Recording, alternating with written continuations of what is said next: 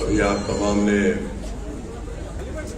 دعوت اسلامی ہند کے تمام اغراض و مقاصد کو سنا اور الحمدللہ ایک بہت بڑا کام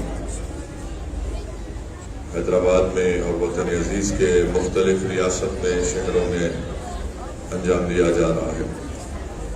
آج فیضان امام انور اللہ شاہ فاروقی علیہ الرحمہ مدرسے کے تحت الحمدللہ 5 فارغ التحصیل حفاظ کی دستار بندی کی گئی، ان کی خوشی کی گئی۔ میں ان کو مبارکباد دیتا ہوں۔ میں صرف 2-3 منٹ میں اپنی بات کو مکمل کر کے یہاں سے چلے جاؤں گا۔ میں سب سے پہلے تو مبارکباد دیتا ہوں، اور آج آپ کے اس مرکز کو آنے کا موقع ملا الحمدللہ۔ بڑا ہی بہترین مسجد اور یہ مرکز آپ نے تعمیر کیا۔ اللہ سبحانہ و تعالیٰ اس میں اور برکت دے۔ اللہ سبحانہ و تعالیٰ آپ کے نیک اغراض و مقاصد میں کامیابی دے۔ مجھے یہاں پر حضرت علی کرم اللہ وجہ کا وہ مشہور قول یاد آ رہا ہے کہ جس میں شیر خدا نے فرمایا کہ مال کے وارث، مال کی وراثت فرعون کی ہے اور علم کے وارث انبیاء کی ہے۔ تو علم دولت کے خرچ کرنے سے دولت ختم ہو جاتی ہے اور علم کے بانٹنے سے علم بڑھتا ہے۔ میرے عزیز دوستوں اور بزرگوں، دین اسلام کے مدرسے اسلام کے قلعے کی طرح ہیں۔ یہ مدرسے رسول اللہ صلی اللہ علیہ وسلم کے فیضان کی نشانی ہیں۔ ان مدرسوں سے رسول اللہ صلی اللہ علیہ وسلم کے غلاموں کو پیدا کیا جاتا ہے۔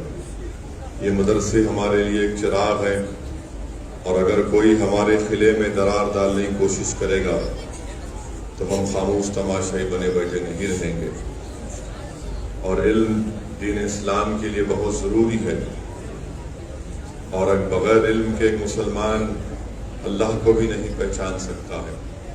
اس لیے بہت ضروری ہے کہ اس طرح کے مدرسوں کی مدد کی جائے اور ان کو اور مضبوط کیا جائے۔ ہمارے وطن عزیز میں مختلف مقامات پر مدرسوں کو ٹارگٹ بنایا جا رہا ہے۔ میں صرف اتنا ہی کہوں گا، مجھے یہاں پر محمود غزنوی کا وہ قصہ یاد آتا ہے کہ محمود غزنوی کے دل میں 3 شک پیدا ہو گئے۔ ایک شک یہ پیدا ہوا کہ کیا میں واقعی میں اپنے باپ سبکت الدین کا بیٹا ہوں۔ دوسرا، محمود غزنوی کے دل میں دوسرا شک یہ پیدا ہوا کہ کیا واقعی میں علماء انبیاء کے وارث ہیں۔ تیسرا، اس کے دل میں شک پیدا ہوا کہ کیا واقعی میں قیامت ہوگی۔ تو لکھنے والے نے لکھا کہ محمود غزنوی ایک دن رات میں کسی ایک مقام سے گزر رہا تھا۔ ایک غیر مسلم کی دکان تھی، اس میں ایک چراغ جل رہا تھا، اور اس چراغ کے روشن دان سے جو روشنی آتی تھی ایک آگ کی طرح ایک روشنی آتی تھی۔ تو محمود غزنوی نے دیکھا کہ ایک معصوم بچہ بیٹھ کر اپنا سبق پڑھ رہا ہے، اور جب اس کو سبق یاد نہیں آتا تو وہ چراغ کی روشنی کو حاصل کرنے کے لیے چراغ دان کے قریب آتا اور اس کو دیکھتا اور پھر یاد کرتا۔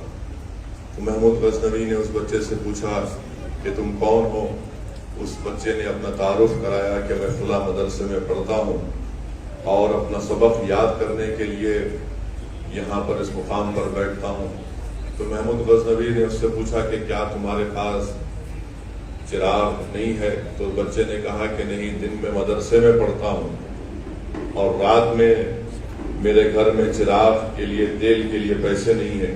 جب مجھے معلوم ہوا کہ اس دکان سے ایک روشنی ہے، چراغ جلتا ہے، تو میں یہاں پر آتا ہوں۔ تو محمود غزنوی نے کہا کہ بڑا متاثر ہوا اس بچے کے اخلاص سے، اس کی نیک نیتی سے۔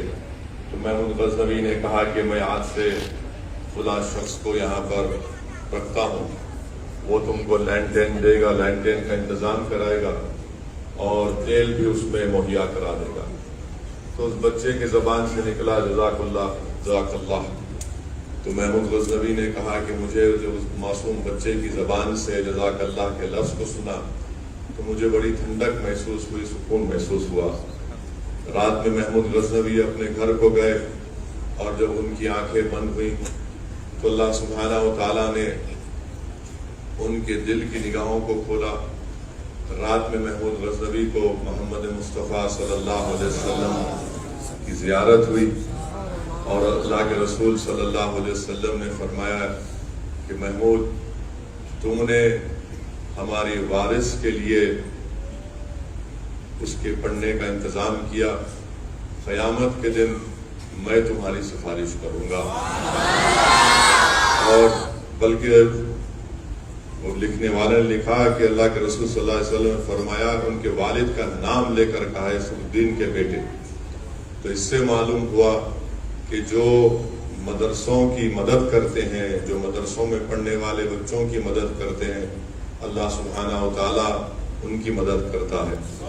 اس لیے میرے عزیز دوستوں اور بزرگوں، ان مدرسوں کو آباد رکھنا ہم تمام مسلمانوں کے لیے بہت ضروری ہے۔ یہ اسلام کا خلا ہے، یہ چراغ انشاءاللہ تعالیٰ صبح قیامت تک روشن اور آباد رہیں گے۔ اسی لیے مشکات شریف کی حدیث میں اللہ کے رسول صلی اللہ علیہ وسلم نے فرمایا کہ ایسے لوگ بھی ہوں گے جو بغیر حساب اور کتاب کے، بغیر عذاب اور بغیر حساب اور کتاب کے جنت کے دروازے تک پہنچ جائیں گے۔ تو رسول اللہ صلی اللہ علیہ وسلم نے فرمایا کہ ایک وہ ہوں گے جو اللہ کی راہ میں شہید ہو جاتے ہیں، دوسرے وہ جو حج کرتے ہیں، حج کے دوران گالی گلوچ نہیں کرتے، فتنہ و فساد نہیں کرتے، تیسرے وہ رہیں گے جو عالم رہیں گے اور بعمل عالم دین ہوگا، چوتھا وہ شخص ہوگا جو سخی ہوگا، جو حلال کی کمائی سے انسانیت کی مدد کرے گا، حق کی مدد کرے گا بغیر کسی شہرت یا کسی کو بتائے۔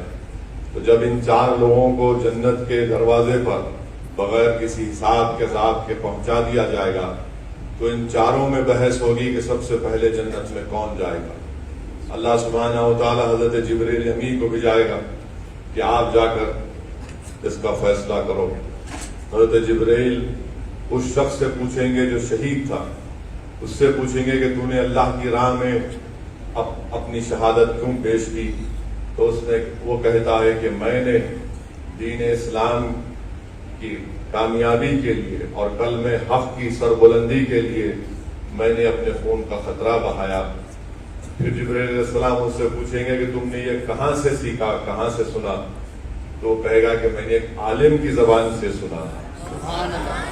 حضرت جبرائیل اس سے پوچھیں گے جو حج پر گئے تھے، اس حاجی سے پوچھیں گے کہ تم نے یہ کہاں سے سنا تھا کہ حج کو جانے والے کے گناہ اس طرح معاف کر دیے جاتے ہیں کہ جیسا کہ اپنی ماں کی پیٹ سے بھی پیدا ہوا ہے؟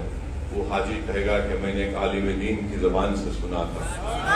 پھر حضرت جبرائیل اس سخی سے پوچھیں گے کہ تم نے اللہ کی راہ میں انسانیت کے لیے یہ زکوٰۃ، صدقہ اور پیسے کیوں بانٹے؟ تو وہ کہے گا کہ میں نے ایک عالم دین کی زبان سے سنا تھا۔ تو جبرائیل امی، مشکات شریف کے حدیث کے الفاظ ہیں، جبرائیل امی کہیں گے کہ ایک عالم کا ادب ملوث رکھو، یہ عالم استاد ہوتا ہے۔ تو عالم پکار کر کہے گا کہ نہیں، میں یہ علم اس لیے حاصل کیا تھا کیونکہ اس سخی نے اپنی سخاوت کے ذریعے اس میرے مدرسے کو مجھے عالم بننے میں مدد کی۔ تو اللہ فرمائے گا کہ پہلے جنت میں جو جائے گا وہ سخی ہوگا جس نے مدرسوں کو، علماؤں کی مدد کی تھی۔ تو میرے عزیز دوستوں اور بزرگوں، علماء کرام کی زبانوں سے میں نے سنا ہے کہ اللہ سبحانہ و تعالیٰ نے رسول اللہ صلی اللہ علیہ وسلم کو دنیا سے اگر کسی چیز کو مانگنے کو کہا ہے وہ علم کی زیادتی کو، تو اس لیے ہم قرآن کی آیات پڑھتے ہیں کہ جس میں اللہ سبحانہ تعالیٰ فرماتا ہے کہ اے میرے حبیب، آپ مجھ سے علم کی زیادتی طلب کیجئے۔ تو میرے عزیز دوستوں اور بزرگوں، قابل مبارکباد ہیں وہ لوگ، وہ بچے، وہ ماں باپ اور وہ مدرسے کے تمام ذمہ داران جو ان مدرسوں میں تعلیم حاصل کرنے والے ان ننھے اور منھے بچوں کو حافظ بنا رہے ہیں، عالم دین بنا رہے ہیں، تاکہ وہ لوگ انسانیت کو سمجھا سکیں، جہالت سے ان کو نکال سکیں، فتنہ اور فساد برپا کرنے والوں سے لوگوں کو بچا سکیں۔ تو مبارکباد دیتا ہوں دعوت اسلامی کے تمام ذمہ داروں کو۔ میں معذرت چاہتا ہوں، مجھے ایک اور میٹنگ میں جانا ہے، مگر الحمدللہ یہاں پر آ کر، یہاں پر دیکھ کر آپ کی تمام تفصیلی جو کارنامے ہیں، جو آپ کی محنتیں ہیں، جس کا ایک خلاصہ یہاں پر آپ نے پیش کیا، میں صرف اللہ سے دعا کر سکتا ہوں کہ اللہ سبحانہ و تعالیٰ آپ کے اس مقصد میں آپ کو کامیابی دے۔ وآخر الدعوانا الحمدللہ رب العالمین۔